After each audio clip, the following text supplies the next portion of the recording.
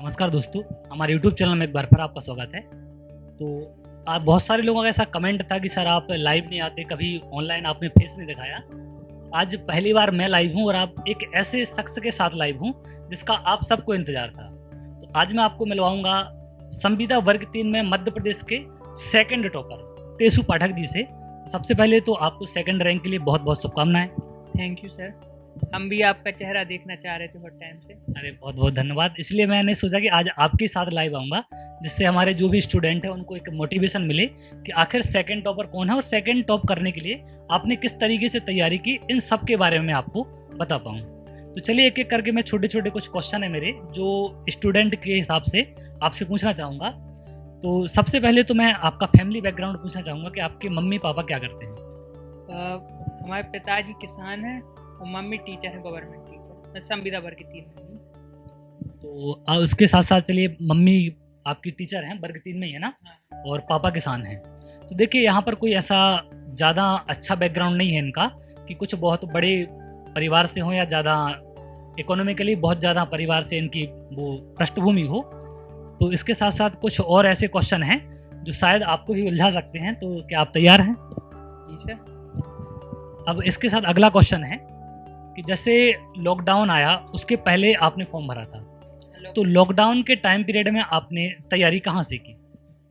Lockdown के time period में तो ऑनलाइन सिस्टम हो गया सब, बिल्कुल कोचिंग वोचिंग सब बंद हो गई थी। और तब मतलब कोई भी कोचिंग का ऑनलाइन सेटअप नहीं बन पा रहा था, तो अपन ने ऑनलाइन वीडियो सर्च करके, जैसे रीटीट की रहती हैं, तो मतलब वो वाली वीडियो से अपन ने तैयारी की। फिर अपन को कुछ टाइम फ्री मिला तो फिर अपन ने बुक्स वुक्स खरीदी, इसके लिए तैयारी चलती रही। चलिए ठीक है। तो ऑनलाइन आपने तैयारी की, मतलब लॉकडाउन के टाइम पीरियड में। तो आपको ऑनलाइन और ऑफलाइन तैयारी में क्या डिफरेंस लगता है?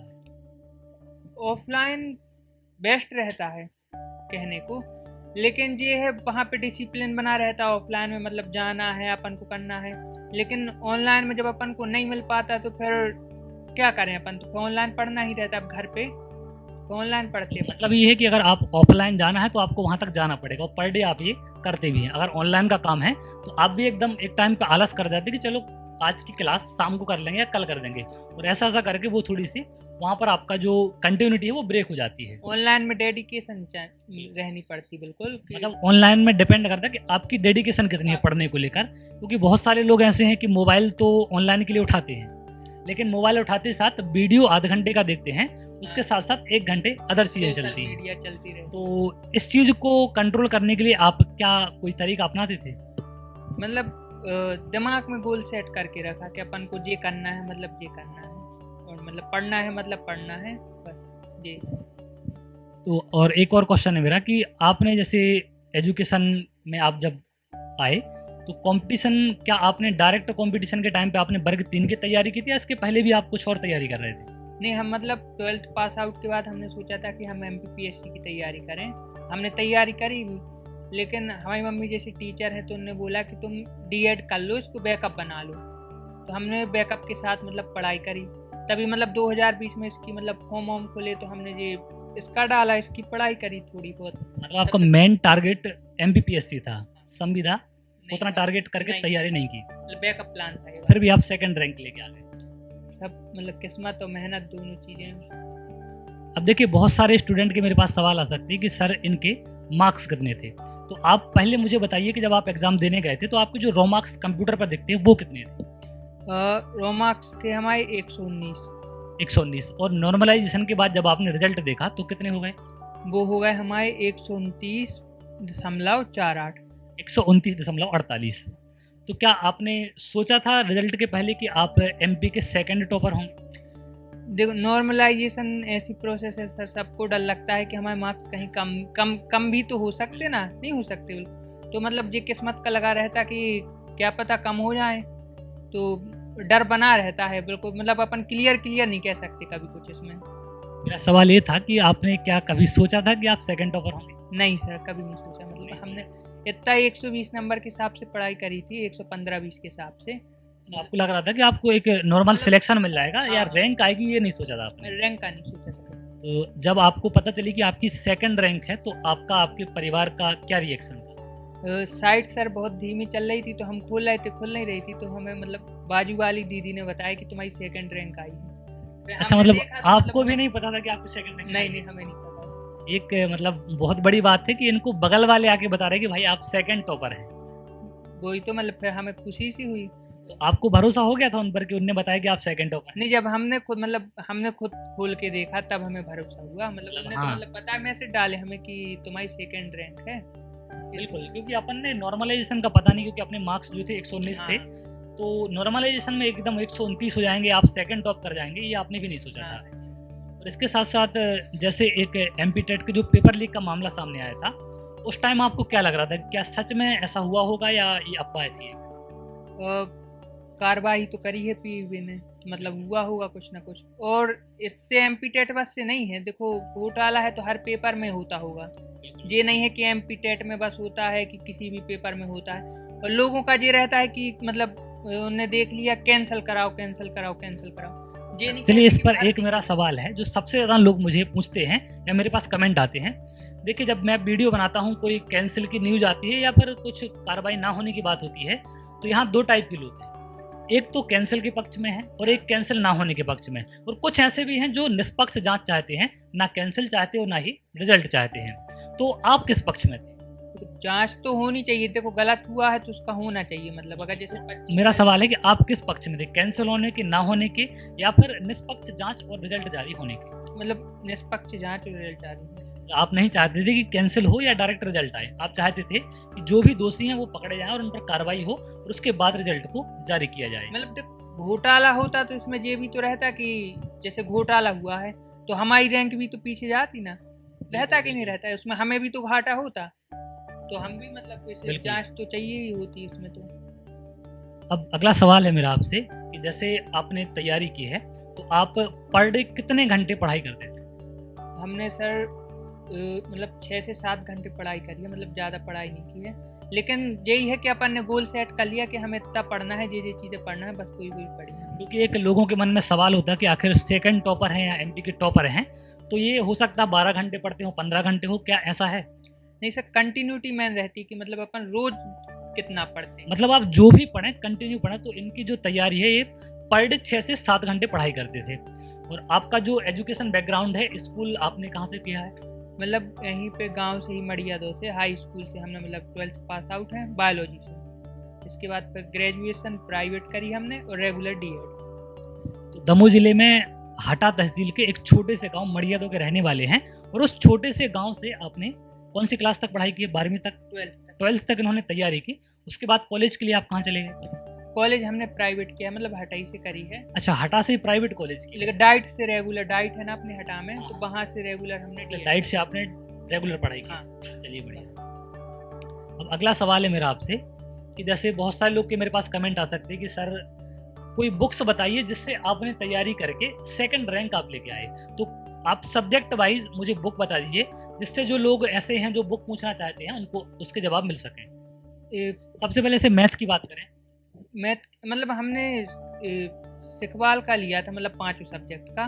पांचों सब्जेक्ट का एक सवाल का पैकेज था, वो आपने लिया था? पैकेज लिया था हमने, तो वही से सब पढ़ा है मतलब। अच्छा, मतलब अगर लेकिन आप अपन को टाइम पीरियड ज्यादा मिला, जैसे 2020 में पेपर होना था, अब जैसे 22 में हुआ, तो अपन को बहुत सारा मटेरियल मिल गया कि मेन है कि आपने सिखवाल ऑर्डर की थी, तो पूरे सिखवाल के 5 सब्जेक्ट पढ़ने के बाद आपने जो भी एक्स्ट्रा हो सका वो भी तैयारी आपने की है। और उसके साथ साथ आगे क्या आप सिर्फ वर्ग 3 में ही सीमित रहना चाहते कि आगे भी आपका कोई प्लान है? देखो मतलब पढ़ तो रहे हैं अपन, होगा कुछ तो। अभी किस चीज को और आप क्या चाहते कि आपको और आगे क्या बनना है? ये MPPSC में सिलेक्शन हो जाए। MPPSC में सिलेक्शन हो जाए। इस बार भी आपने शायद एग्जाम दिया है? हाँ, प्री का दिया है, मतलब तो निकल जाएगा इस बार, मेंस होना है। चलिए, उसके लिए भी आपको बहुत बहुत शुभकामनाएं आगे के लिए। Thank you sir.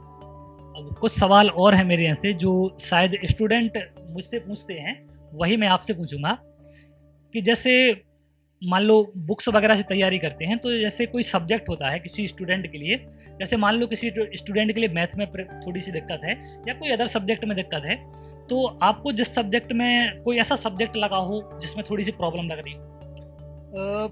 हमने मतलब संस्कृत ली थी। संस्कृत था आपको? ये सबसे बड़ा, देखिए सबसे बड़ा सवाल है कि ऑप्शन में हमें क्या लेना चाहिए। तो आप किस चीज़ को प्रेफरेंस देंगे कि अगर जो तैयारी कर रहे हैं वो कौन सा सब्जेक्ट लें जिससे उनको आसानी हो? संस्कृत और इंग्लिश में कंफ्यूज रहते, तो हमने संस्कृत इसलिए ली कि हमारी हिंदी अच्छी थी, और संस्कृत अब मातृभाषा ही है अपनी, मतलब पढ़ने में भली मतलब 20 दिन 30 दिन अपन को कठिनाई जाए, लेकिन धीरे धीरे अपन से बनने लगती है।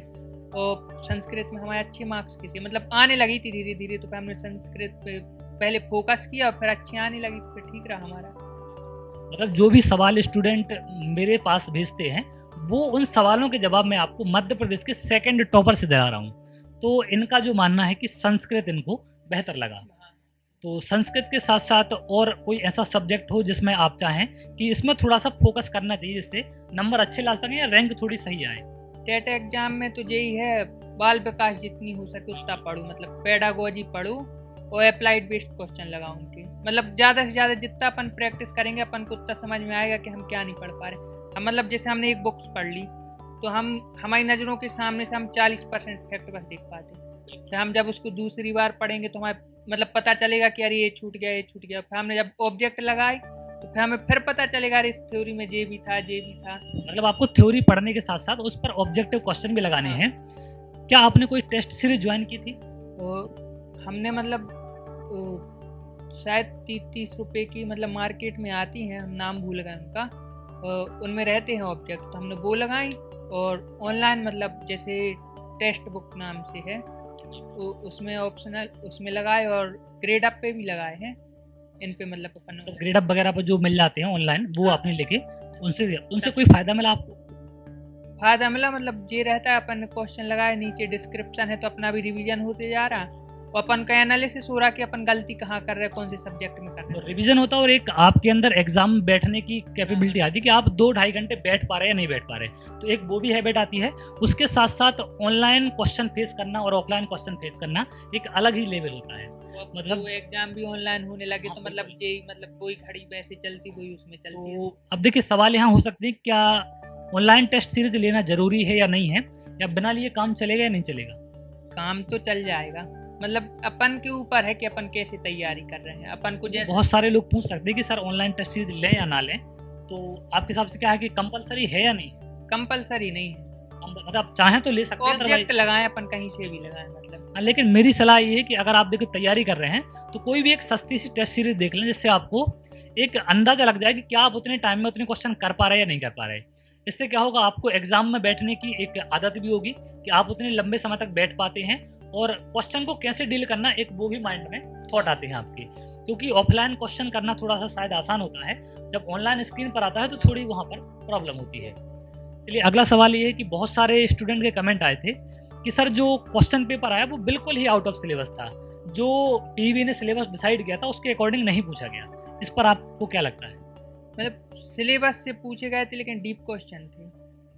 डीप थे जैसे मतलब हमारे मतलब 15 मार्च का हमें याद है, तो हमारे में बजट पूछा गया था अंतरिक्ष का, इस बार सरकार ने कितना बजट दिया है, मतलब था तो जैसे आप अपन सिलेबस देखो तो उसमें अंतरिक्ष दिया है, तो उससे मतलब डीप दे दिया थोड़ा, जैसे जो मतलब आपको सिलेबस में दिया गया था। अब डिपेंड ये करता है कि आपने तैयारी किस लेवल पे की, कितने डीप तैयारी की है। अब उनको भी मतलब जैसे 30 दिन पेपर बनाने हैं तो मतलब कोई का वही नहीं दे सकते, वो भी मतलब अप्लाइड बेस्ड क्वेश्चन भी देते हैं, सब प्रकार के क्वेश्चन दिए उन्होंने, कहीं का सरल भी दिया, कोई पेपर कोई कठिन भी दिया। आपको एग्जाम का लेवल क्या लगा? टफ था, मॉडरेट था या इजी था? मतलब एग्जाम तो मॉडरेट लेवल का लगा। लेवल लगा। हाँ, आपको ऐसा नहीं लगा कि कोई ज्यादा हट के पूछा गया है? अब देखिए कुछ लोग ऐसे हैं कि जिनको सबसे ज्यादा जो प्रॉब्लम वो है पेडागोजी। तो पेडागोजी को किस तरीके से पढ़ा जाए जिससे जो आगे आने वाले एग्जाम हैं उनमें जो स्टूडेंट वीडियो को देख रहे हैं वो तैयारी कर पाएं, और कौन सी बुक आपने जैसे सिकवाल बता दिया, क्या सिकवाल के अलावा आपने पेडागोजी किसी और बुक से तैयारी की है? जैसे अपन डीएड बीएड करते हैं तो उससे अच्छा सोर्स कोई नहीं होता। डीएड बीएड के टाइम जो बुक्स मिलती हैं उनसे पढ़ा, उससे अच्छा कोई सोर्स नहीं है, मतलब उसी में अपन को सब समझ में आता है। अगर अपन ने वो पढ़ ली तो फिर अपन को सिकवाल पढ़ने की भी जरूरत नहीं। मतलब उसको अगर आपने अच्छे तरीके से पढ़ा है या आपके पास वो बुक्स हैं तो आप उनको भी रिवाइज कर सकते हैं। जैसे हमने मतलब संस्कृत भी पढ़ी है, तो हम संस्कृत की जैसे 20 रहती है डीएड की, तो हमने 20 से तैयार की। मतलब अब देखो जब अपन के पास कुछ नहीं है तो उससे अच्छा तो यही है कि कुछ हो अपने पास, तो हमने पहले उससे तैयारी करी, इसके बाद फिर बड़े लेवल फिर बड़ी किताबों से मतलब देखते गए तो फिर बनता गया उससे। अब देखिए नॉर्मलाइजेशन का एक सबसे बड़ा फैक्टर है, तो आपके मार्क्स 10 नंबर बढ़े हैं, तो यहाँ पर दोनों चीज़ें हुई हैं, किसी के मार्क्स 30-30 नंबर तक कम भी हुए हैं, किसी के मार्क्स बढ़े भी हैं। अब बढ़ने का तो एग्जैक्ट आंकड़ा नहीं मिला, लेकिन कमने का एक स्टूडेंट का मैसेज आया था कि मेरे 30 नंबर कम हुए, 24 नंबर कम हुए। तो आपको क्या लगता है कि नॉर्मलाइजेशन सही है या नहीं है? नॉर्मलाइजेशन का समझ में नहीं आता हमें, लेकिन हमारा ये है कि जैसे कोई बच्चा क्वालिफाई हो गया है तो उसको डिस्क्वालीफाई नहीं होना चाहिए नॉर्मलाइजेशन। मतलब जैसे बहुत सारे ऐसे कैंडिडेट हैं, जनरल कैंडिडेट हैं, और उनके 113 नंबर थे, वो 83 नंबर हो गए। अब क्वालिफाई के लिए 90 नंबर चाहिए, तो वो तो सीधा डिस्क्वालीफाई है। या उसका ये रहे कि मतलब एवरेज मार्क्स रहे कि भैया 6 से 7 तक बढ़ सकते हैं और 6 से 7 तक घट सकते हैं। मतलब एक क्राइटेरिया फिक्स करना चाहिए कि इससे ज्यादा ना तो कमेंगे, उससे ज्यादा ना ही बढ़ेंगे। मेहनत करके जैसे जो बिल्कुल। बच्चे मेहनत करे उनके 115 मार्क्स आए, इसके बाद घट के उनके बिल्कुल 95 बचे, तो दुख तो होता ही है, कोई है नहीं होता। अब देखिए ये इस चीज का तो मैं भी इस चीज को सोच के थोड़ा परेशान हूँ कि आखिर कैसे 30 नंबर 24 नंबर कम हो सकते किसी के, क्योंकि एग्जाम का लेवल इतना भी नहीं होता कि एग्जाम बनाने वाले वही हैं, सारी शिफ्टें भी वही डिसाइड कर रहे हैं। उसके बाद आप ऐसा कैसे दे सकते हैं? जैसे मैंने सबसे ज्यादा जो नंबर कम देखे वो 12 मार्च की पहली शिफ्ट में सबसे ज्यादा मार्क्स कम हुए हैं। आपका जो एग्जाम था वो किस तारीख को और कौन सी शिफ्ट में था? हमारा था 15 मार्च को, मतलब फर्स्ट शिफ्ट या सुबह से मतलब एग्जाम था। 15 मार्च को फर्स्ट शिफ्ट। मतलब हमारे दोस्तों का था जिनका, तो उनके मार्क्स बड़े हैं लगभग सबके। मतलब आपके जो भी आपके साथ वाले थे उनके हाँ। मार्क्स बड़े हैं। क्या आप बहुत से लोग मेरे पास कमेंट करते हैं कि सर मेरा जिस शिफ्ट में था मेरे दोस्त का भी था, लेकिन उसके मार्क्स बड़े हैं, मेरे कम हैं। क्या आपको कोई ऐसा मिला कि आपके 10 नंबर बड़े हैं और उसी शिफ्ट में उसके नंबर कुछ कम हुए? ऐसा तो नहीं मिला, लेकिन हमें एक ही दोस्त है तो हमने बताया कि उसके मार्क्स बड़े हैं, इतने बड़े हैं 8 से 9 करके। मतलब 15 तारीख की शिफ्ट में अच्छे खासे नंबर बढ़े हैं। 119 नंबर लाने के बाद भी आपके 10 नंबर बढ़ते हैं और 129.48 पर आप सेकंड रैंक प्राप्त करते हैं। हाँ सर, ठीक। तो आपके हिसाब से नॉर्मलाइजेशन को रहना चाहिए या फिर हटा देना चाहिए? इसमें मतलब सुधार करना चाहिए, कुछ सुधार करना चाहिए, मतलब क्योंकि हाँ बिल्कुल इससे बहुत ज़्यादा दिक्कत है लोगों को। एक तो सबसे बड़ा जो मुझे लगता है कि आप कैसे डिसाइड कर सकते हैं कि कोई क्वेश्चन टफ था या इजी था। जैसे आपने तैयारी की, आपके 119 नंबर आए, तो आपने 119 क्वेश्चन तो कर पाए आप, बाकी एक कोई दूसरा स्टूडेंट है वो 50 क्वेश्चन ही कर पाया, 50 नंबर आते हैं, तो कैसे डिसाइड कर लिया कि उस 50 नंबर वाले को पेपर टफ था या आपको पेपर आसान था? मतलब हमने हमारी जानकारी के अनुसार मतलब औसत टाइप में बनाते हैं वो एवरेज की, रूम के अनुसार कि मार्क्स ज़्यादा आ रहे कि कम आ रहे हैं। अब जैसे हमारे रूम में मार्क्स सबके कम आए, जैसे हमने देखा बाजू वाले के कोई के 58 है, कोई के 60 है, कोई के 65 है, तो उस हिसाब से नंबर बड़े हैं। लेकिन अब देखो नॉर्मलाइजेशन का क्या होता है। हाई कोर्ट ने मतलब क्लियर तो कर दिया था एमपी पुलिस के एग्जाम। बिल्कुल बिल्कुल। फिर से लोग यही है कि उसका कुछ मतलब तोड़ निकालें या उसकी जगह पे कुछ और करें, करना चाहिए सरकार को, उससे बच्चों का भविष्य। अगला सवाल है मेरा कि जैसे आप एग्ज़ाम आपके नज़दीक आता है तो आप सिलेबस को कैसे तैयार करते हैं? आप या फिर स्टार्टिंग से बताएं कि जैसे आप तैयारी करते किसी एग्ज़ाम की तो आप एक एक सब्जेक्ट उठा के ख़त्म करते हैं या फिर पैरेलल लेके सभी सब्जेक्ट को चलते हैं? नहीं, पहले तो मतलब अपन को सब पढ़ना जरूरी है, मतलब मतलब मेरा क्वेश्चन ये है कि जैसे स्टूडेंट पूछ सकते हैं कि आपने सेकंड अगर रैंक हासिल की है तो आप क्या सब्जेक्ट वाइज पढ़ते थे कि पहले मैं मैथ खत्म कर लूँ, फिर उसके बाद संस्कृत करूंगा, फिर पेडागोजी करूंगा, या फिर आप सभी सब्जेक्ट को एक साथ लेकर चलते थे? पहले तो अपन ने पूरे सब्जेक्ट किए, इसके बाद जैसे अपन को लगा कि 1-1.5 महीने बचा पेपर का, तो आप उस 7 घंटे में आप क्या एक सब्जेक्ट पढ़ते थे या सभी सब्जेक्ट, या क्या कैसे डिसाइड मतलब किया? जैसे अपन को है 4 महीने का टाइम है अपने पास पेपर के लिए, तो अपन ने पहले जैसे 5 सब्जेक्ट हैं तो एक एक करके 5 खत्म कर लिए एक बार, ठीक है। इसके बाद जब पेपर का समय बचता है 1-1.5 महीने, तो अपन ने बना लिया कि अपन को जैसे 30 दिन में रिवीजन करना, तो रोज 5 के 5 सब्जेक्ट पढ़ो। मतलब आपको शुरुआत में अगर समय है हाँ। तो आप सब्जेक्ट वाइज खत्म कर सकते हैं, और जैसे आपको कम समय बचे तो आप अपने हिसाब से डिसाइड कर लें कि आप कितने टाइम में रिवीजन कर जाएंगे। हम तो जैसे एग्जाम की तैयारी कोई कर रहा है और लास्ट महीना बचा है एग्जाम के लिए, तो क्या उसको कुछ नया पढ़ना चाहिए, जो पढ़ा वही रिवाइज करना चाहिए? जो पढ़ा है वो ही रिवाइज करे, मतलब वो नंबर फिर क्या रहता है अपन नया पढ़ने में लग जाते तो वो तो नंबर चीजें भूल जाते हैं, वो मिलते नहीं है, लेकिन जो अपन से आ रहा है वो उल्टा नहीं बनता है। बिल्कुल। तो मतलब लास्ट अगर टाइम आपके पास बचा है तो आपको रिवीजन ज्यादा करना चाहिए एज कम्पेयर टू अदर कुछ नया पढ़ने के। क्लियर है? तो इसके बाद मेरा अगला सवाल है कि जैसे आप एग्जाम में एग्जाम देने जाते हैं तो आपको ये डर नहीं लगा जब आपने सुना कि 5 मार्च को जैसे पेपर देखा कि पेपर का लेवल अच्छा आ रहा है? क्योंकि मैंने बहुत सारे लोग के मेरे पास कमेंट आए कि सर जो सिलेबस में था उससे थोड़ा सा अच्छा लेवल था, तो आपको डर नहीं लगा एग्जाम में जाते टाइम? तो डर तो लगता ही है, मतलब जब तक अपन मतलब पेपर दे के नहीं आओ, अपन पेपर में बैठे तो हमें जब तब तक डर लगा जब तक हमने पेपर चालू नहीं किया। जब पेपर चालू किया तो फिर अपन ने देखा कि चलो बन रहा, फिर इसके बाद अपन ने मार्क्स देखे तो मतलब बिल्कुल ठीक। लेकिन डर तो ऐसा है कि फैक्टर लगा। क्या आपको लगा था कि जैसे आप पेपर सबमिट करेंगे आपको 119 नंबर दिखेंगे? नहीं, आपको कितना लगा था एक्सपेक्ट रियलिटी? हम बता रहे हम जैसे ये क्वेश्चन है संविदा वाले सब अप्लाइड बेस्ड आते, मतलब फैक्ट नहीं आता कि अपन ये माने कि ये इसका सही है। तो अपन ने करा तो हमारे बाजू में थी एक आंटी, तो उनने मतलब हमसे पहले सबमिट किया तो उनके आए 58 नंबर। तो अब हमें थोड़ा डर लगा 58 देख के आपकी भी सांसें फूल गई कि यार देखो पेपर तो इनने भी करा है अच्छा पढ़ के, वो हम भी कर रहे हैं, अब अपन तो बता नहीं सकते कि कैसा हो रहा। फिर जब हमने पेपर सबमिट करा तो हम मतलब अच्छे मार्क्स आए तो हमने कहा ठीक है चलो, मतलब अच्छे मार्क्स हैं हमारे, तो थोड़ी खुशी सी हुई हमें। बिल्कुल। चलिए, सब्जेक्ट तो मैंने आपसे पूछ लिया कि सब्जेक्ट के लिए कौन सी बुक लेना चाहिए, वो आपने बता दिया।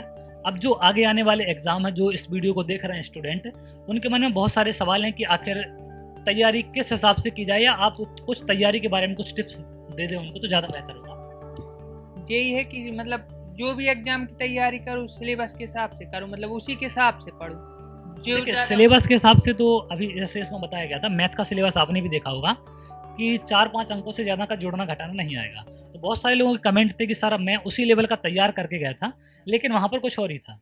मैथ का जो टॉपिक दिए गए थे वो ना होके उससे हटकर सारी चीज़ें पूछी गई थी। तो क्या आगे आने वाले एग्जाम में सभी चीज़ें कंप्लीट उनको तैयार करना चाहिए या फिर सिलेबस के अकॉर्डिंग?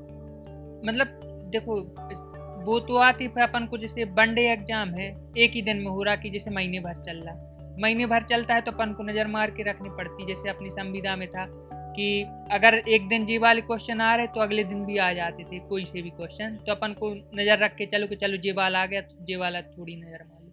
लेकिन वनडे एग्जाम में है कि सिलेबस के हिसाब से अपन पढ़ते चलो, वो ही है अपने हाथ में और नहीं है कुछ। एक सवाल है मेरा कि जैसे बहुत सारे लोगों के मैंने इंटरव्यू भी देखे हैं, वीडियो भी देखे हैं कि जब एग्ज़ाम कोई होता है, तैयारी करते हैं, टॉप करते हैं, जो अच्छे रैंक लाते हैं, वो अक्सर कर एक चीज़ बताते हैं कि मैंने सोशल मीडिया से दूरी बनाए रखी। तो मैं आपसे भी यही सवाल पूछना चाह रहा हूँ, क्या आप भी सोशल मीडिया से दूर थे या आपने पैरेलल पढ़ाई भी की है और पैरेलल उसको भी देखा है? हम तो सर अच्छे खासे एक्टिव रहे हैं। अच्छे खासे एक्टिव रहे हैं। चलिए बढ़िया। मतलब ये कोई ऐसा नहीं है कि सोशल मीडिया से दूर होने से ही टॉप करते हैं। ये रहा है कि अपन अपना जैसे अपन को पढ़ना है 5 घंटे 6 घंटे साथ इतना पढ़ लिया, इसके बाद अपन कुछ भी करते रहो, घूमने भी जाओ, फिर इतना नहीं हो पाता कि अपन देखो सोशल मीडिया भी छोड़ दिया, घूमना फिरना भी छोड़ दिया, फिर ऐसे में पढ़ाई नहीं हो पाती, उल्टा डिप्रेशन होता है आदमी को। मतलब आप जितना भी पढ़ें दिन में पूरा फोकस्ड होके पढ़ें, 6 घंटे 7 घंटे 8 घंटे जितना भी आपकी कैपेसिटी है, तो बाकी के जो भी खुशी मिल रही वो करें, मतलब बाकी जो भी काम कर रहे हैं वो भी फोकस्ड होके करें। आप सोशल मीडिया पर हैं तो तरीके से एक्टिव रहें, घूमने जाते हैं तो बढ़िया घूमें, लेकिन पढ़ाई के टाइम पढ़ाई, ऐसा नहीं होना चाहिए कि पढ़ाई के टाइम घूमना है और बाकी सारी चीजें हैं, ठीक ना जी। और इसके साथ साथ और कोई ऐसी की पॉइंट जो आपने एग्जाम तक आप लेके चले हो और आपको लगा हो कि ये मेरा ऐसा एक की पॉइंट है जिससे मुझे बहुत हेल्प मिली? जैसे कि सर, जैसे आप कोई होता ना कि मैं कुछ ऐसा कुछ नया करता है, जैसे कुछ नोट्स बनाते हैं तैयारी करते टाइम की, पैरेलल नोट्स बनाते जाते हैं कि जो भी मैंने पढ़ा तो कुछ मेन चीज़ों की नोट्स बना लिए, या फिर कोई और आप ऐसा कोई तरीका अपनाते थे एग्जाम टाइम पे जिससे आपको हेल्प मिली? हमने जैसे ऑनलाइन पढ़ाई करी है तो स्क्रीनशॉट थे हमारे पास कुछ। अच्छा, मोबाइल पे स्क्रीनशॉट लेते थे। अब जैसे हमें पेपर देने, जैसे हमारा सागर सेंटर था तो अब बुक्स लेके तो जा नहीं सकते इतनी सारी, तो हम स्क्रीनशॉट बना के रखे, तो वही मतलब अपन ने पेपर के एक दिन पहले देख लिए कि एक बार नज़र मार ली उन पे। तो मतलब स्क्रीनशॉट पर आप एक्टिव थे सोशल मीडिया की जगह। तो आपको सोशल मीडिया के साथ साथ मोबाइल का कुछ अच्छा भी यूज़ करना है, जैसे कि इन्होंने किया कि सागर ये सारी बुक्स लेके नहीं जा सकते, लेकिन इन्होंने जो इम्पोर्टेंट चीज़ें थी या जो इनको अच्छी लगी वो इन्हें स्क्रीनशॉट ले लिए और उनको भी इन्होंने पढ़ा है, उनसे भी इनको हेल्प मिली है। और एग्ज़ाम टाइम में बाकी जैसे आपका एग्ज़ाम स्टार्ट हो गया था तो उसके बाद आपने ऑनलाइन आप देखते होंगे बार बार एनालिसिस आते हैं लोगों के, तो आपको एनालिसिस देख के क्या लगता था या फिर आप किस चीज़ का एनालिसिस देखते थे? आप ही का देखते थे सर। चलिए, बहुत बहुत धन्यवाद इसके लिए। आज मतलब इन सर की मतलब पहली बार चेहरा देखने को मिला है। मैं भी पहली बार ही लाइव हूँ, और वो भी एक ऐसे शख्स के साथ जिसको पूरा मध्य प्रदेश देखना चाहता है कि आखिर वो कौन है जो सेकंड टॉप कर गए। तो आपको बहुत बहुत बधाई इसके लिए कि आपने सेकंड टॉप किया है। और आज सेकंड टॉपर के साथ मैं भी लाइव हूँ पहली बार। तो उन सब के जिनके भी मेरे पास कमेंट आते थे कि आप लाइव हैं या नहीं हैं, कल मैंने आपको इंस्टाग्राम आईडी भी अपनी दी थी कि आप उस पर जाकर जुड़ सकते हैं और वहाँ मुझे कमेंट कर सकते हैं। इसके साथ साथ जो भी आपको डाउट लगता है आप कमेंट कर सकते हैं, मेरा इनसे कांटेक्ट रहेगा। तो मैं आपको और भी जो भी डाउट लगेंगे, जो भी सवाल होंगे आपके, कभी और समय मिला, मुलाकात हुई तो आपको आगे भी इनसे रूबरू कराऊंगा, और जो भी आपके सवाल होंगे वो ज़रूर इनसे पूछूंगा। तो चलिए आज के लिए यहाँ पर हम खत्म करते हैं। तो आगे के भविष्य के लिए आपको बहुत बहुत शुभकामनाएं। आप जो भी करना चाहते हैं वो अचीव करें और आगे और सफलता पाएं। और हमारे जगह का छोटी सी जगह है हटा तहसील, उसके साथ साथ आप अपने मम्मी पापा, गाँव और पूरे प्रदेश का नाम रोशन करें। Thank you sir. चलिए बहुत बहुत धन्यवाद आप सबका। बहुत जल्द अगली वीडियो मिलेंगे, तब तक के लिए बहुत बहुत धन्यवाद।